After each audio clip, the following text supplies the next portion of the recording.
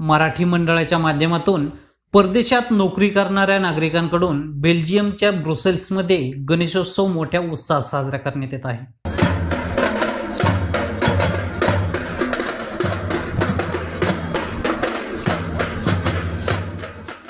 महाराष्ट्रात जेवढ्या उत्साहात गणेशोत्सव साजरा केला जातो तेवढ्याच उत्साहात परदेशातही गणेशोत्सव साजरा होतोय।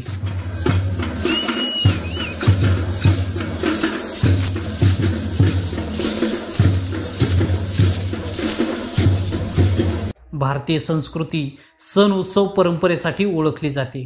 पारंपरिक पद्धतीने साजरे केले जाणारे सण उत्सव आता परदेशातही उत्साहात साजरे केले जात आहेत।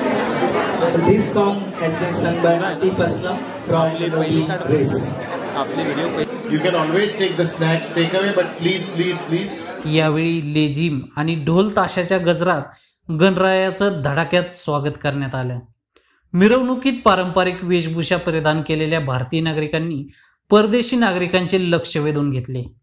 ब्रुसेल्स येथील भारतीय दूतावासाचे राजदूत संतोष झा यांनी मराठी मंडळाच्या वतीने स्थापना केलेल्या गणपतीचं दर्शन घेतलं।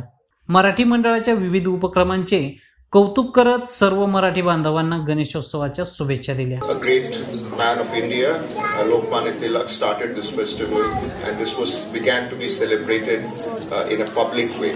In many ways, it was the beginning of our freedom struggle.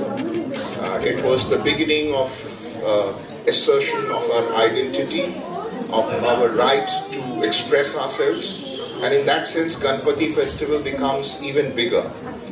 Doesn't remain a festival just for the Hindus but for everybody, for all Indians, and I cannot but not remember the great man Lokmanya Tilak, who when I was very young used to inspire me, his stories and his I remember reading about him and being very, very inspired by him. So this is something really great.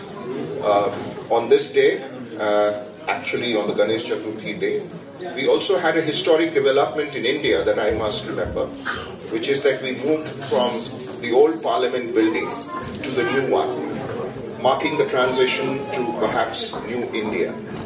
As the Prime Minister inaugurated that and as we shifted from the old circular building, the new one that is more modern and suited to India's of today, it was on Ganesh Chaturthi, and it was chosen because of the auspiciousness of the occasion, the fact that he's a Vigna Karta, that he removes obstacles, he's the one who's invoked in all worship when we pray to God in all on all occasions, whether it is wedding or any other.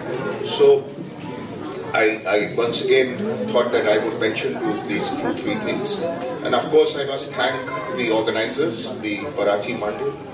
And as I said at the beginning, this warmth is really very, very sort of.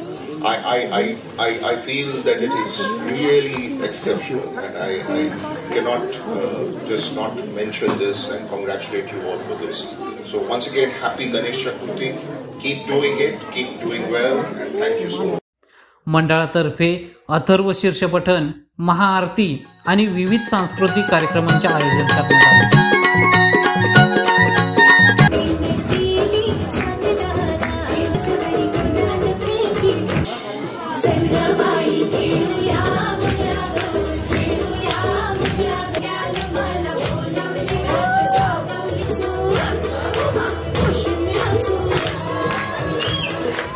परदेशात राहणाऱ्या मुलांना संस्कृती अनुभवता यावी यासाठी विविध सांस्कृतिक कार्यक्रमाचे आयोजन करण्यात आले।